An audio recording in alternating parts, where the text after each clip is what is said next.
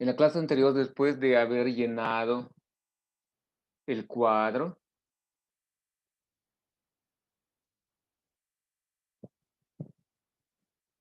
les mostré a ustedes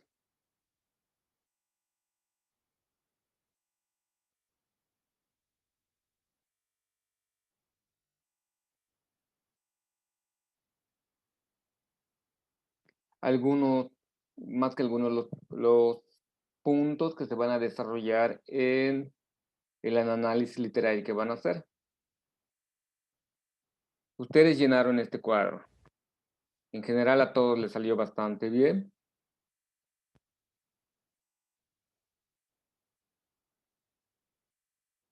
Algunos no los han entregado todavía, pero sí los que lo entregaron se ve que ya tienen una idea general o ya han leído al menos un apartado de el texto que están trabajando, de la novela, de la poesía o la obra de teatro que están trabajando. En, en el caso de Milla y de Vanessa, se están basando en la película que han visto de Romeo y Julieta. No está mal, es correcto, nada más que las apreciaciones que puedan hacer de repente no van a ser, mm, vamos a decir, acorde a un trabajo escrito, sino más que nada interpretan la información que les proporciona la película y allí ya está modificada algunas cuestiones. A veces el lenguaje, por ejemplo, Mía me ponía que utilizaban un lenguaje de español latino. Es correcto, Mía. En la película que usted vio o en lo que usted vio, sí estaban usando un español latino, que es diferente al español que se habla en alguna otra región de los hispanohablantes. Pero la obra en original se escribió en inglés, en verso y en un inglés que hoy en día no se utiliza. Pero ustedes no tienen acceso, primero, no hablan y ni escriben en inglés de un modo fluido, y por lo tanto no tienen acceso a esa obra tal como es. Así que no hay problema. Y, si lo, y las traducciones que hay de esta obra, Romeo y Julieta, del siglo XVII, también van a utilizar un español, y así, no un español latino, sino un español antiguo, donde van a aparecer también palabras que hoy en día están en desuso, que ya en nuestro modo cotidiano de hablar no lo usamos. ¿Cuáles son los puntos que necesito que ustedes copien? Estos son los 9 puntos que van a desarrollar en su texto. Van a hacer una introducción. Cuando leamos el ejemplo, nos va a quedar mucho más claro en qué va a consistir la introducción. Lo que vamos a hacer nosotros es un texto divulgativo. Como texto divulgativo, tiene los 4 apartados, la introducción o inicio o planteamiento, donde se van a poner las ideas principales de lo que se va a desarrollar en el texto. Esto va a contener, perdón, las anécdotas y los personajes. Después continuamos con el desarrollo. Después de la introducción sigue el desarrollo y en el desarrollo se va a explicitar más la información y allí van a redactar de cómo eran los modos de vida, los lenguajes, alguna idea que les haya llamado la atención sobre la vida social de ese periodo, los valores presentes y al final de la obra tienen lo que se llama la conclusión. El efecto en el lector y la conclusión van a estar relativamente unidos. Es el impacto que produce en el que lee el texto original o el texto que ustedes están manejando, va a depender de persona a persona, pero hay algunas ideas bastante específicas. como le decía a su compañero, me ponía que Romeo y Julieta produce o tiene un efecto cómico en el espectador. Y yo le decía que no es posible, en tanto que la obra de Romeo y Julieta es una tragedia, y una tragedia no puede causar comedia, solamente la tragicomedia sí, pero en el periodo del Renacimiento todavía no se había desarrollado la tragicomedia. Era tragedia o comedia, o realizaban textos para que te rías o realizaban textos para que tú llores. Todavía no había la síntesis para tener un texto de tragicomedia. Y le ponía a su compañero que de plano, en el efecto del lector no podía ser, en el caso de Romeo y Julieta, eh, una cuestión cómica. O sea, nadie se va a reír porque Romeo se suicidó o porque Julieta fingió su muerte o porque las familias se están peleando una con otra. A nadie le va a causar gracia. Lo que sí le va a causar puede ser enojo, eh, tristeza, compasión, y eso le va a ayudar a reflexionar si está padeciendo algo similar o conoce alguna situación así y le produce estos sentimientos. ¿Vale? Ah, ¿Han terminado de copiar estos criterios que van a desarrollar? Sí lo están copiando. Introducción, anécdota, personajes, modos de vida, lenguaje, acontecimiento social, valores, efecto en el lector y conclusión. Ya copiado. Y así, Javid,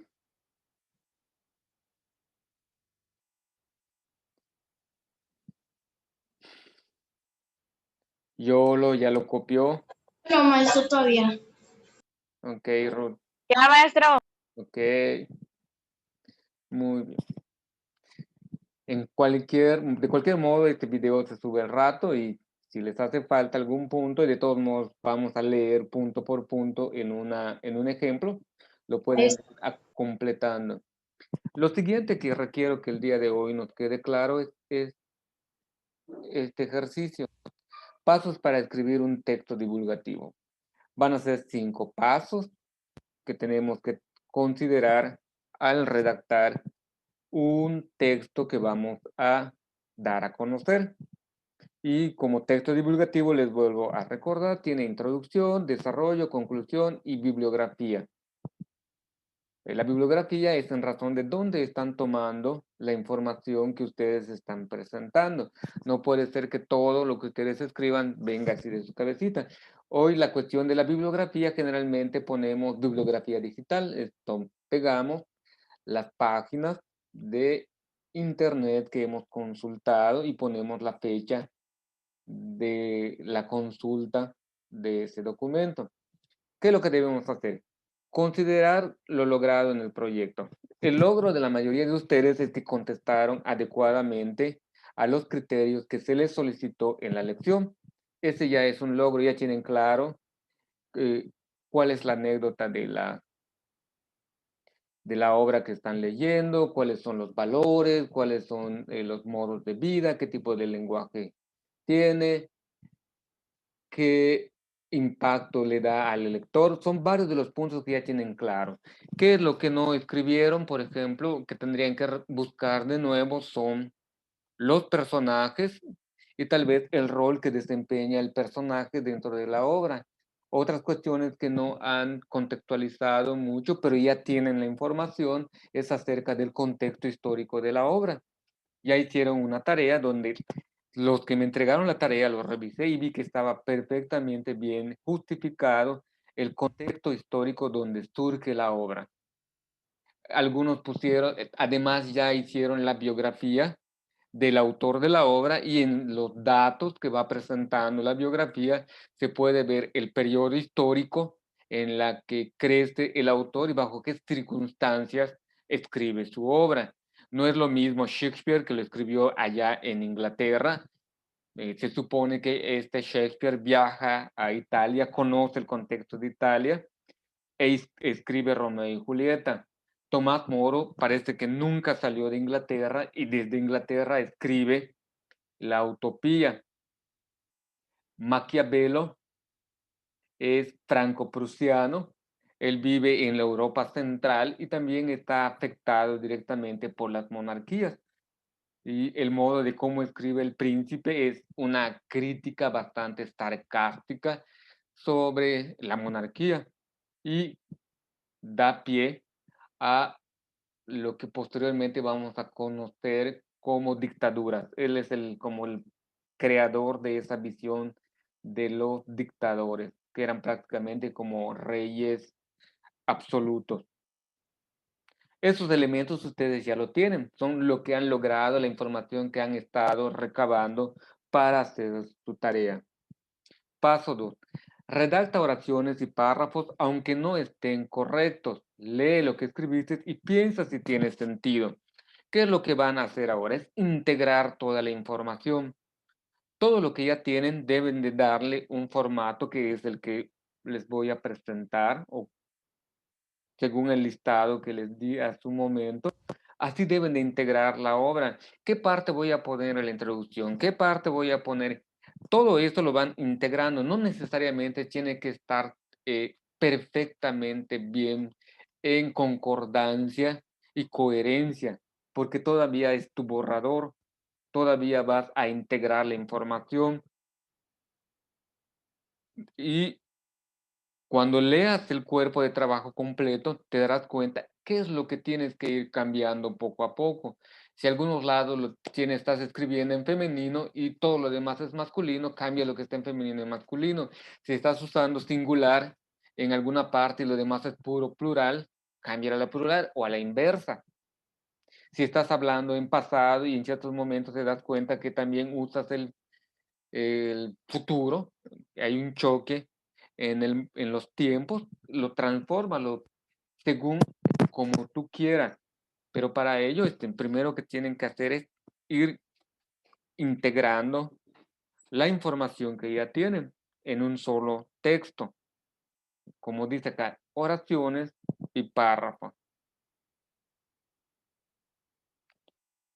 Les recuerdo cómo se construyen los textos. Primero tienen que hacer oraciones y las oraciones están constituidas del sujeto, verbo y complemento o sujeto, verbo y predicado. Puede haber complementos, puede haber oraciones compuestas, como vimos en el proyecto anterior, que son más complejas, pero si la idea de lo que tú vas a escribir en la siguiente oración está relacionada directamente con la oración precedente, lo dejas en el mismo párrafo. La construcción de los párrafos es la suma de muchas oraciones que están hablando del mismo punto.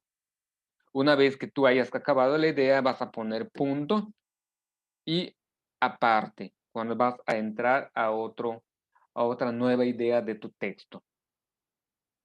O sea, ustedes redacten las oraciones y los párrafos y después van leyendo si tiene sentido lo que han escrito. El paso 3, revisa el texto mejorado.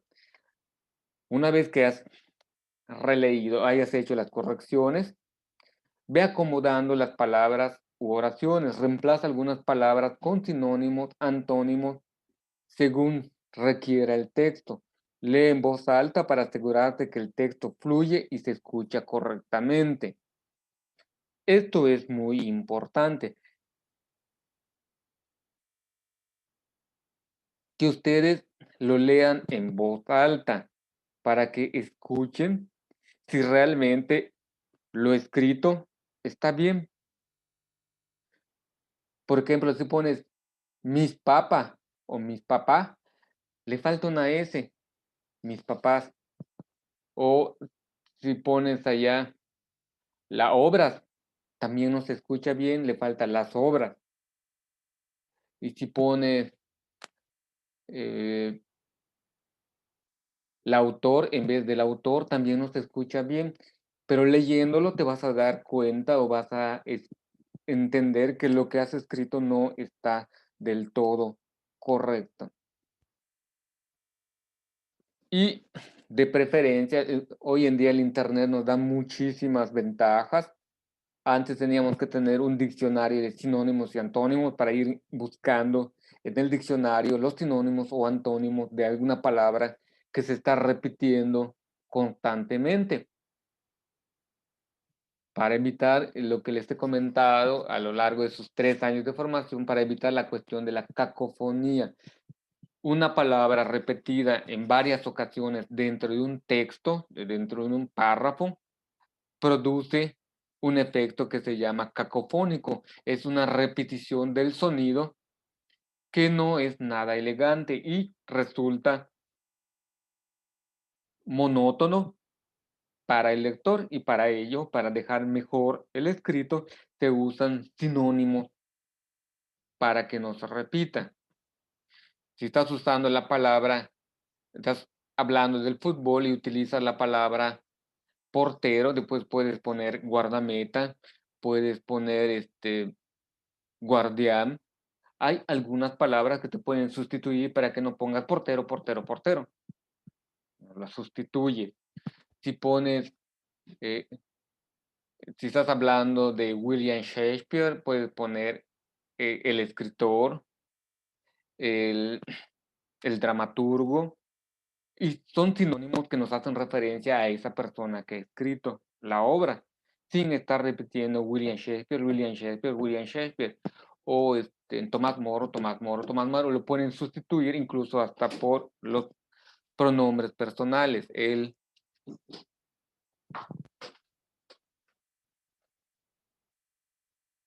número 4, cerciórate de que las oraciones estén completas. Hay veces escribimos tan rápido y lo que estamos escribiendo no, para nosotros está claro, está completo, pero hay veces no le ponemos el complemento o no ponemos el sujeto o no ponemos el verbo. Y eso a los escritores les pasa con mucha frecuencia. Están escribiendo como la idea la tienen claro en la cabeza. Hay veces lo que tienen en la cabeza no se transcribe en el papel o no se transcribe en la lab cuando están escribiendo o en la pantalla del documento que están escribiendo. Pero para ustedes ya está completo. Para eso se vuelve a releer y se van fijando si realmente sus oraciones tienen sujeto, verbo y predicado, o si están haciendo referencia a la oración anterior y se entiende perfectamente a quién se están refiriendo. Otro elemento es corregir la ortografía, el uso de mayúsculas y la puntuación, poner las tildes donde las lleven, verificar si tus nombres propios están puestas con mayúscula o si estás usando mayúscula donde no la debes de usar, recordar las reglas gramaticales del uso de la mayúscula, cambiar las palabras que no están usadas correctamente, aquellos que nos pueden llevar a equívocos.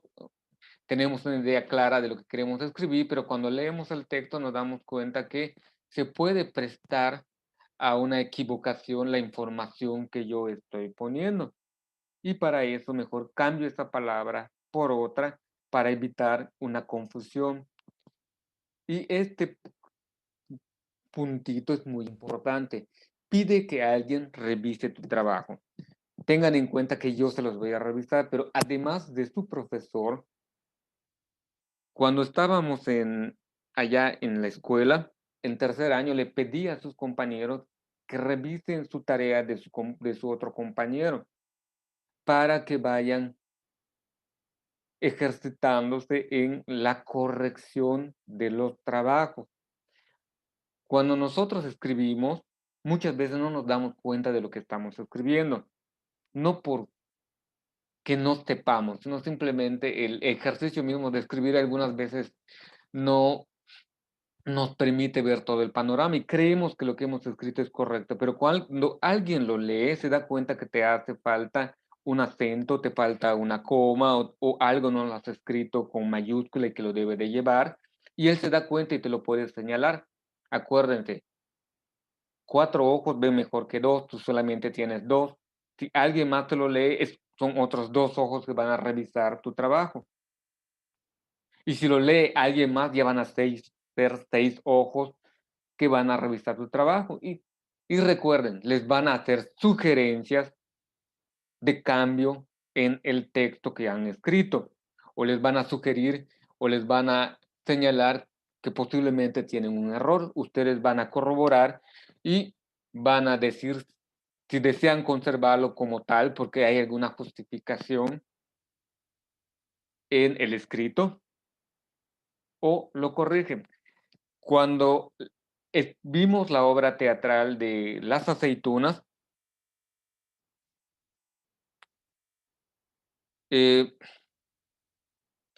si se acuerdan, la niña, la que hacía el papel de la niña, hablaba de mamá y papá en vez de decir mamá y papá. Puede que alguien le lea los textos y pueda decir, no, no escribiste correctamente mamá y papá, pero tú tienes puesto entre comillas y estás señalando que estás citando directamente de la obra y así está escrito y así se debe de quedar. No es que esté mal la escritura, sino que simplemente tú estás usando como lo está usando el autor original. Y allí no, aunque en la hoja parezca que está mal o el corrector de tu computadora te señale que está mal escrito, tú puedes justificar que eso está correctamente bien usado dentro del cuerpo del texto. Lo último que se hace es reescribir correctamente y con limpieza, es pasarlo en un documento en donde tú vas a hacer la presentación. En este caso, en el caso de la tarea de español, ustedes van a pasarlo en un texto Word. En un texto Word de computadora me van a enviar su versión final de su trabajo. Y pues cuando llegue el momento yo haré la revisión y ustedes verán el trabajo de sus compañeros. Estos son en general los 5 pasos que deben realizar para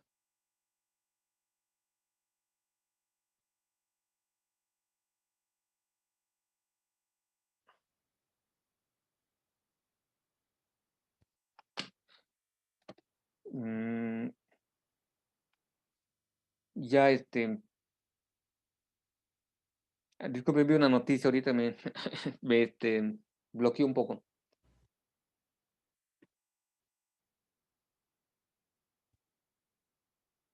Eh, este, estos pasos para escribir y publicar un texto, considéralo, lo van a tener ténganlo muy en cuenta porque cuando lleguen a bachilleres, cuando ustedes escriban ensayos, cuando ustedes escriban artículos que les van a estar pidiendo por los diferentes maestros en las diferentes materias, siempre va a ser la estructura que van a tener que considerar. No olviden también poner las notas referenciales de dónde te están tomando la información que están poniendo en los textos divulgativos. No olviden los 4 apartados que tiene un texto divulgativo: la introducción, el desarrollo, la conclusión y la parte bibliográfica. Son muy importantes. En lo que nos queda de tiempo vamos a empezar a ver lo que les comentaba de cómo se desarrolla. Lo de hoy les tengo puesto que me entreguen su borrador. Si no pueden avanzar mucho, porque no vamos a ver mucho del borrador, vamos a dejarlo para el lunes. Si avanzan y lo pueden subir, adelante. Cuando termine la sesión de clase voy a modificar la fecha de entrega, se los voy a dejar para el lunes. Porque sí considero que estamos un poco atrasados en este apartado de cómo deben construir este texto de análisis literario. Ya para el lunes ya debemos haber concluido y ustedes ya pueden integrar todo el trabajo y poder enviarme para poder enviar el borrador. Si alguien lo adelanta y me lo quiere enviar, no hay ningún problema. Su compañero Alexis me envió algo, pero eso que nos tiene enviado Alexis solamente forma parte de lo que sería la conclusión, Alexis. Te falta todos los elementos de la introducción y el desarrollo. Tú me estás haciendo una crítica de la obra de John Milton, pero eso va en la parte conclusiva. todo el aparato previo, todavía no lo has redactado.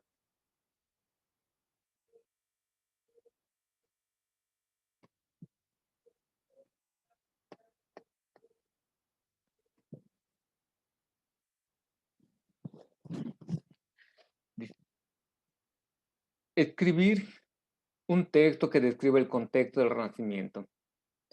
Es un momento de integrar la información recabada, lo que les comenté hace un momento. Ustedes ya tienen la biografía, ya tienen el análisis del contexto histórico de la obra, ya hicieron un ejercicio donde destacaron los valores, costumbres, modos de vida, una anécdota sobre la obra. Todos esos elementos ya lo tienen. Esto lo van a integrar para poder empezar a redactar el cuerpo de trabajo. Como recordarán, es importante, antes de redactar un texto, tener un guión que permita organizar las ideas. Es el listado que les di. Este les va a servir como guión.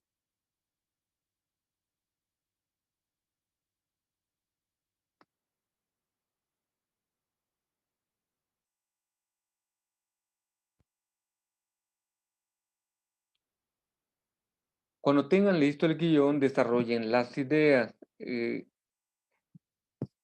A partir del listado van a empezar a desarrollar. Aquí nos ponen el ejemplo. El Renacimiento en el ingenioso hidalgo Don Quijote de la Mancha. Ustedes en su título van a poner el Renacimiento en Romeo y Julieta, el Renacimiento en Tomás Moro, en Utopía de Tomás Moro, el Renacimiento en La Celestina, el Renacimiento en el Lazarillo de Tormes, el Renacimiento en La vida es un sueño. Y ya empiezan la redacción de su trabajo. En el presente texto explicamos las características del Renacimiento español por medio del análisis de una novela de dicha época. Ubiquen a qué país va a corresponder. Tomás Moro es inglés, William Shakespeare es inglés, los otros autores que les proporciono son españoles, salvo Maquiavelo, que creo que es franco-prusiano, como le comenta a su compañera. Seleccionamos el ingenioso Hidalgo Don Quijote de la Mancha de Miguel de Cervantes Saavedra, escrito en 1605 en España, casi más de un siglo después de la unión de los diferentes reinos hispanos y la expulsión de los musulmanes de la península ibérica. Para explicar las características del Renacimiento español en la literatura, elegimos el capítulo 8, donde se encuentran las razones que pasó Sancho Panza con su señor Don Quijote, con otras aventuras dignas de ser contadas, porque en él Cervantes muestra a un Quijote muy humano, con casi los mismos problemas de cualquiera de nosotros. En la parte de la introducción, ustedes van a decir de qué van a hablar y de qué parte de la obra van a hablar. No van a hablar de todo Romeo y Julieta, no van a hablar de toda la utopía, no van a hablar de todo el príncipe, sino del apartadito que ustedes han leído, que han comprendido, para poder desarrollar perfectamente su trabajo. La anécdota. En este capítulo trata de cómo Don Quijote confunde con soldados a dos rebaños, uno de ovejas y el otro de carneros, que se acerca hacia él en el campo. Piensa que lo van a atacar y entonces se adelanta para vencerlo. Mientras Sancho lo trata de convencer de que está en medio de una confusión, Don Quijote lo refuta a Sancho diciéndole: el miedo que tienes, dijo Don Quijote, te hace, Sancho, que ni veas ni oigas a derecha, porque uno de los efectos del miedo es turbar los sentidos y hacer las cosas que no parezcan lo que son. Y si que tanto temes, retírate a una parte y déjame solo, que solo basto para dar victoria a la parte a quien yo diera mi ayuda. Después que Don Quijote se enrola contra los rebaños, sale golpeado de la batalla y luego de haber tomado una pócima y vomitarla, le pide a Sancho que le cuente los dientes para ver que no le faltara algunos, por la boca sin muelas es como un molino sin piedra y mucho más se ha de estimar un diente que un diamante. Esto fue lo que leímos, espero que se acuerden, cuando leímos el capítulo 8, pero 18 de esta obra de Don Quijote. Y van tomando algunas ideas como parte de anécdotas. Lo mismo van a hacer ustedes, van a tomar algunas partes de la obra que están trabajando y lo van a integrar al cuerpo de trabajo. Vamos a dejarlo aquí hoy y el lunes continuamos con esta cuestión. Si ustedes gustan, pueden enviarme sus avances de su borrador y yo les hago los comentarios pertinentes a su trabajo. Con esto terminamos el día de hoy. Nos vemos el día lunes. Cuídense mucho y tengan un bonito fin de semana. Mañana no hay clases, hay consejo técnico. Gracias.